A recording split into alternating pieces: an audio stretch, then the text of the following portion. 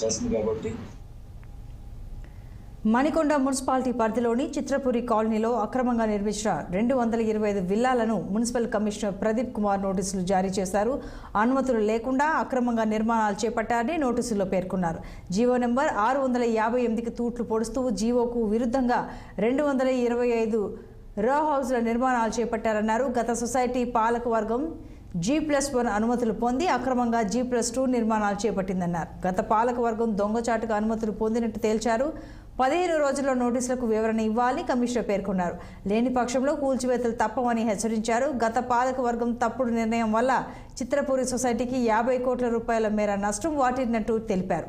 చిత్రపురి కాలనీలో జరిగిన అవకతవకల గుట్టును రట్టు చేయాలంటూ ఫిర్యాదులు రావడంతో మణికొండ మున్సిపల్ కమిషనర్ నోటీసులు జారీ చేశారు.